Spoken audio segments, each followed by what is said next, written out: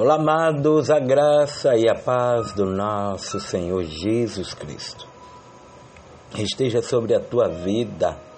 E hoje, dando continuidade à série de mensagens concernente às 7 igrejas da Ásia Menor. Já terminamos de falar sobre a primeira igreja, que é a igreja de Éfeso, e agora nós vamos falar sobre a segunda igreja, que é a igreja de Esmirna. Amém? Igreja de Esmirna. E a gente vai perceber algo bem interessante acerca dessa igreja, qualidades. Nós vamos nos aprofundar acerca desta igreja. Amém? O texto base que nós estamos tendo é, glória a Deus, no livro do Apocalipse, capítulo 2, verso 7, que diz o seguinte: quem tem ouvido, ouça o que o Espírito diz às igrejas. E se você me permite, eu gostaria que você junto comigo estivesse orando para que nós possamos, acima de tudo, tratar com realidade esta igreja. Amém? Amado Deus, bendito Pai, Senhor Criador dos céus e da terra, queremos mais uma vez te pedir perdão de todos os nossos pecados, para que assim nos tornemos dignos, Senhor, de ser um mensageiro da Tua palavra. Senhor, nos ensina, fala conosco, e que o Teu nome seja glorificado. Abençoa cada um que vai compartilhar, cada um que vai ouvir, e cada um que vai se alimentar desta palavra, em nome de Jesus. Amém. Amados, durante o período em que o apóstolo Paulo ficou em Éfeso, na sua terceira viagem evangelística, todos os habitantes da Ásia ouviram o Evangelho de Jesus. Atos capítulo 19, verso 10. Pedro incluiu os eleitos e forasteiros da Ásia entre os destinatários de sua primeira carta. Capítulo 1 Pedro 1:1. É bem provável que a igreja em Esmirna é uma cidade situada aproximadamente 6,65 quilômetros ao norte de Éfeso. Glória a Deus. E a gente pode talvez entender que essa cidade esteja incluído muito nessas citações, mas a primeira vez que ela é identificada por nome é nas citações no Apocalipse. Por isso, não temos informações específicas sobre esta igreja, além de 4 versículos desta carta ao anjo da igreja em Esmirna. O pouco que sabemos é positivo. Esta carta elogia e encoraja, sem oferecer nenhuma crítica dos cristãos em Esmirna. Ou seja, Esmirna vai receber muitos elogios. E coisa boa é o crente ser elogiado pelo dono dela, a saber, Cristo. E, infelizmente, há muitos que ficam acerca do seu bel prazer e vivendo da maneira que quer, vivendo uma maneira errada o Evangelho. É bem verdade de que hoje em dia, todos os dias, nasce uma igreja.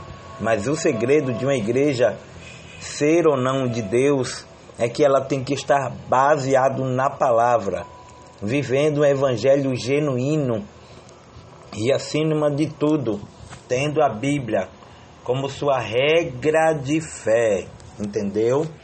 Há muitos que infelizmente levantam ministérios sem base fundada na palavra, muitas vezes saindo de uma rebelião de outro ministério. E quem sou eu para julgar alguém? Ou melhor, eu não posso julgar ninguém, mas eu estou apenas passando o que ocorre nos dias atuais.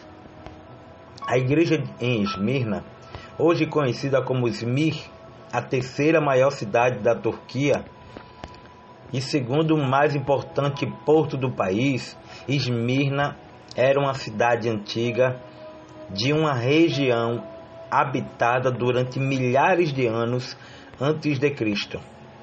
A antiga cidade foi destruída pelos lídios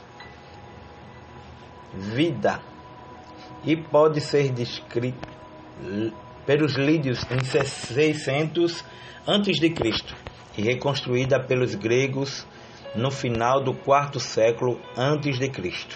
A cidade ganhou nova vida e pode ser descrita como uma cidade que morreu e tornou a viver durante o domínio,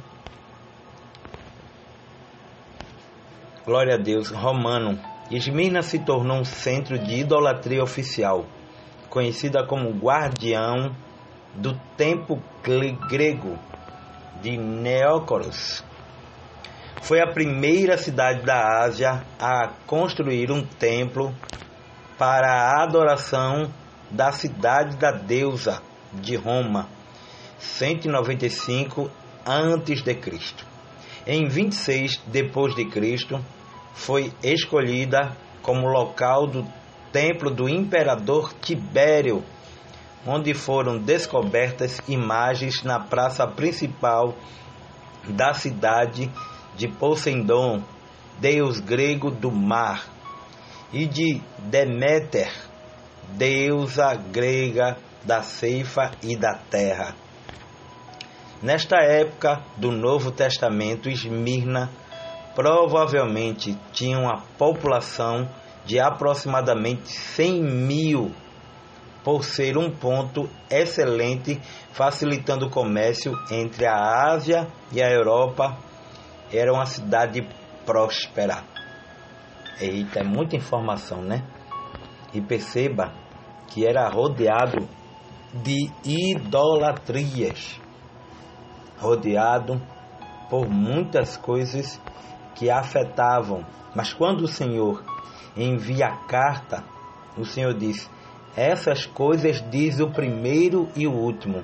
Jesus começa essa carta com as palavras de verso 1, verso 17, frisando a sua eternidade.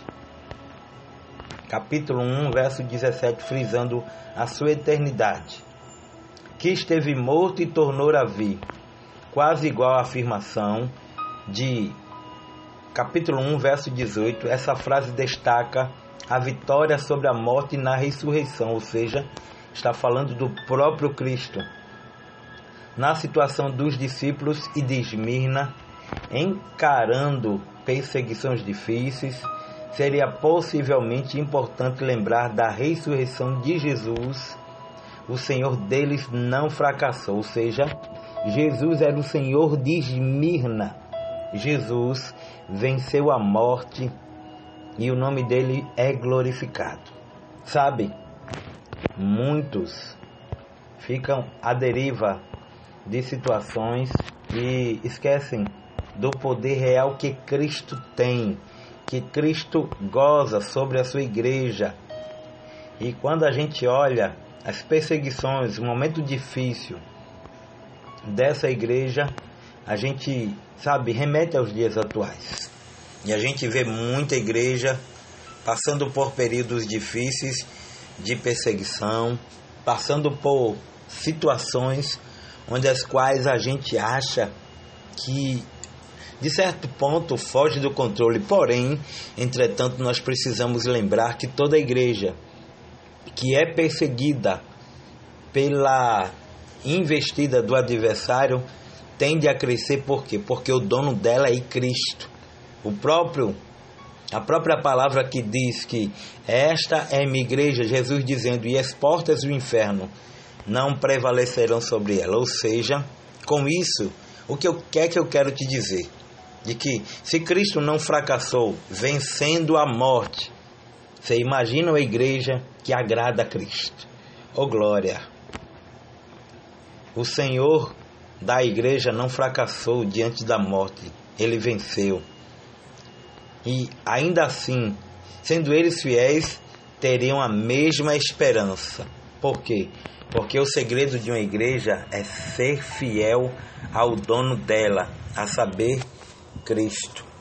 Amém? que nós possamos, acima de tudo, entender. E olha que a gente ainda está na introdução, olha que a gente ainda está começando a tratar, pegar o fio da meada e começar ali a tratar sobre as tratativas da igreja de Esmirna. E nós continuaremos, tem muita coisa boa para você aprender, e talvez você se identifique logo de início com a igreja de Esmirna, dada a perseguição, dada a luta, mas acima de tudo, dada a obediência ao Senhor.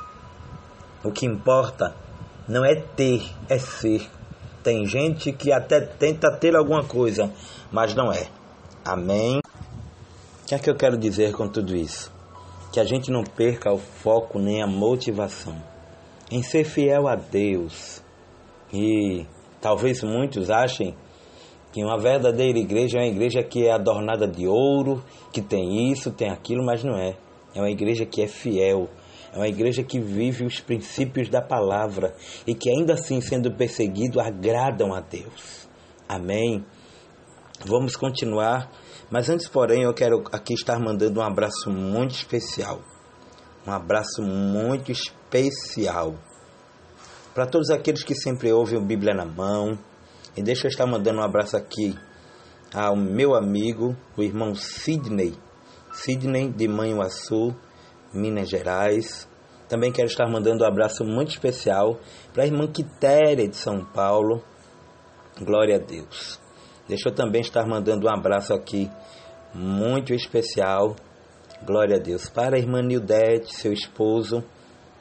E obrigado sempre pelo carinho, tá bom?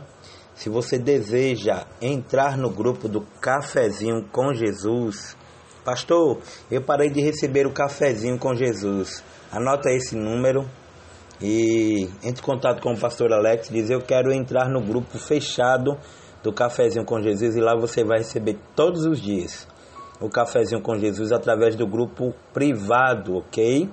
Igual você faz também com o grupo do Bíblia na Mão, recebimento do Bíblia na Mão.